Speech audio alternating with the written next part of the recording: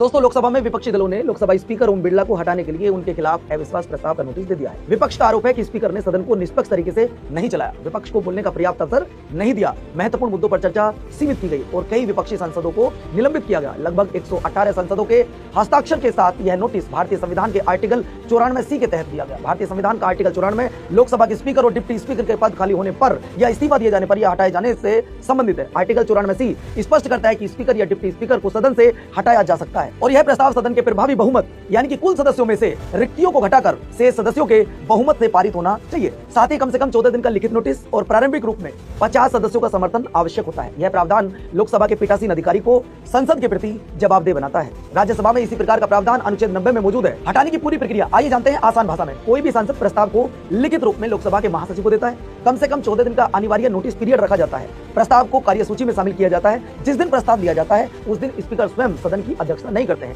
Deputy speaker या अन्य पीठासीन सदस्य अध्यक्षता करते हैं। सदन से अनुमति ली जाती है। कम से कम 50 सांसद खड़े होकर समर्थन देते हैं, अन्यथा प्रस्ताव वही समाप्त हो जाता है। अनुमति मिलने पर बहस होती है, जिसके बाद वॉइस वोट या डिवीजन में मतदान होता है। यदि प्रभावी बहुमत से प्रस्ताव पारित हो जाता है तो स्पीकर तुरंत पद छोड़ देते हैं और सामान्य सांसद के रूप में कार्य करते हैं। महत्वपूर्ण बात यह है कि सरकार के खिलाफ अविश्वास प्रस्ताव नहीं होता है, बल्कि केवल स्पीकर की निष्पक्षता की संवैधानिक जांच होती है। ऐसे प्रस्ताव बेहद दुर्लभ होते हैं और अधिकतर नैतिक अधिकार को चुनौती देने के लिए लाए जाते हैं। स्वतंत्रता के बाद 3 बार स्पीकर के खिलाफ ऐसे प्रस्ताव लाए गए हैं। 1954 में भारत के सबसे पहले स्पीकर जीवी मावलंकर के खिलाफ लाया गया था। 1966 में सरदार हुकुम सिंह के खिलाफ लाया गया था। 1987 में बलराम जाखड़ के खिलाफ और 2024 में राज्यसभा के सभापति और उपराष्ट्रपति जगदीप धनखड़ के खिलाफ भी ऐसे प्रयास लाए गए थे। दोस्तों, अगर आपको ये इन्फॉर्मेशन अच्छी लगी हो तो चैनल को सब्सक्राइब कीजिए।